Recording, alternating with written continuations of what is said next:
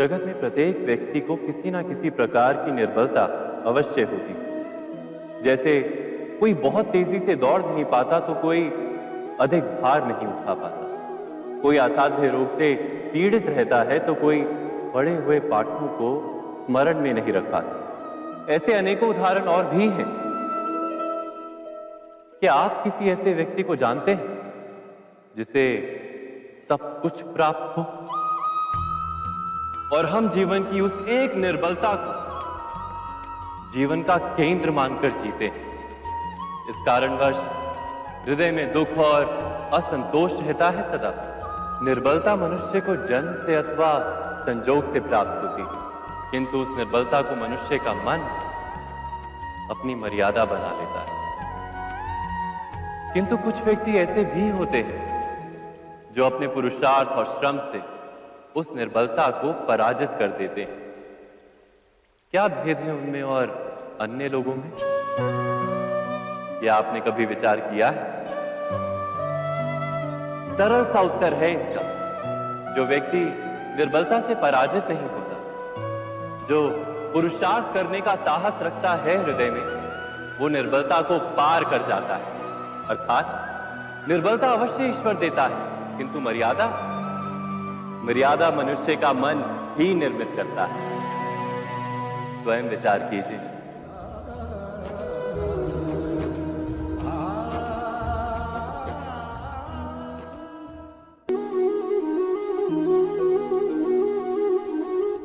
भविष्य का दूसरा नाम है संघर्ष।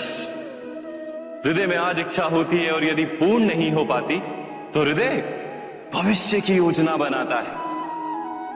भविष्य में इच्छा पूर्ण होगी ऐसी कल्पना करता रहता है, किंतु जीवन ना तो भविष्य में है ना अतीत में।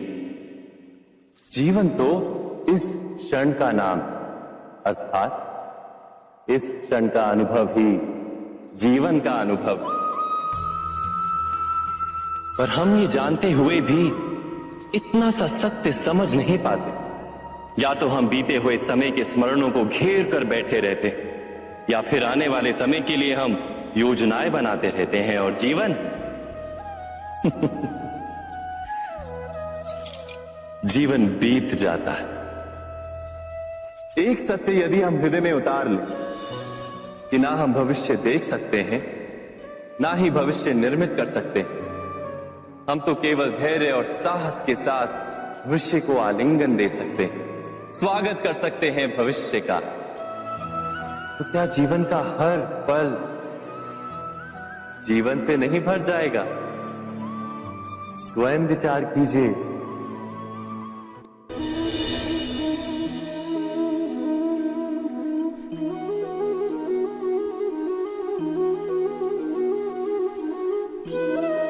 ज्ञान प्राप्ति सदा ही समर्पण से होती है, यह हम सब जानते हैं।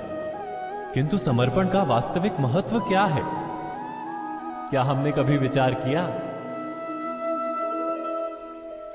मनुष्य का मन सदा ही ज्ञान प्राप्ति में विभिन्न बाधाओं को उत्पन्न करता है।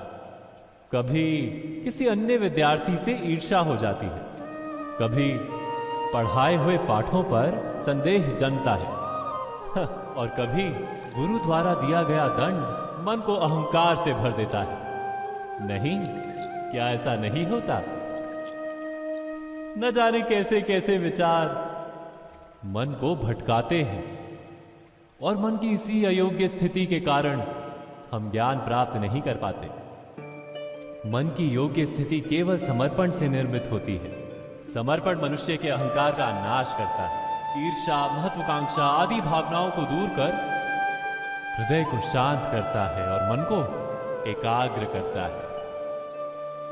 वास्तव में ईश्वर की सृष्टि में ना ज्ञान की मर्यादा है, ना ज्ञानियों की।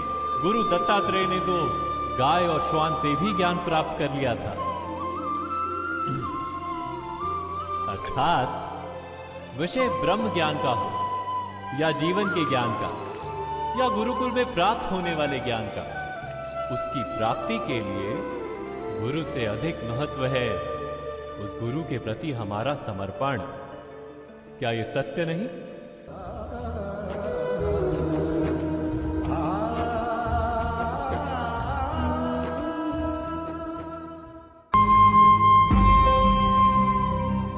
प्रत्येक मनुष्य के जीवन में ऐसा क्षण अवश्य आता है जब सारे स्वप्न, सारी आशाएं, सारे दृश्य ध्वस्त हो जाते हैं। जीवन के सारे आयोजन ही बिखर जाते हैं।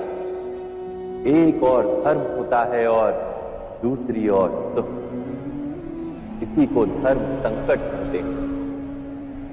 जब धर्म का वहन ही संकट हो और धर्म का त्याग ही सुख। विचार कीजिए, कभी किसी स्वजन के विरुद्ध सत्य बोलने का अवसर प्राप्त हो जाता है, कभी ठीक दरिद्रता के समय सरलता से चोरी करने का मार्ग प्राप्त हो जाता है, कभी किसी शक्तिशाली राजनेता या राजा के कर्मचारी का अधर्म प्रकट हो जाता है। सबके जीवन में ऐसी घटना बनती ही रहती है। अधिकतर लोग ऐसे किसी क्षण को धर्म संकट के रूप में जान ही नहीं पाते। हमें किसी प्रकार के संघर्ष का अनुभव ही नहीं होता। सहजता से सुख की ओर खींचे चले जाते हैं, जैसे मक्खी गुड़ की ओर खींची चली जाती है। वास्तव में धर्म संकट का क्षण ईश्वर के निकट जाने का क्षण होता है। यदि हम संघर्षों से भयभीत ना हो, सुख की ओर आकर्षित ना हो, अपने धर्म पर दृढ़ रहे, तो ईश्वर का साक्षात्कार दूर नहीं।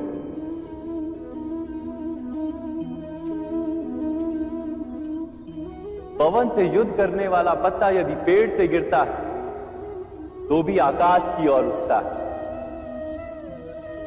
पवन से झुकने वाली घास वही भूमि पर रह जाती है।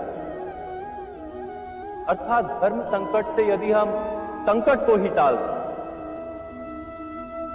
तो सुख तो मिलता है, जीवन बढ़ता है, किंतु क्या चरित्र नहीं टूटता? क्या आत्मा दरिद्र नहीं हो जाती? क्या ईश्वर से अंतर नहीं हो जाता? स्वयं विचार कीजिए।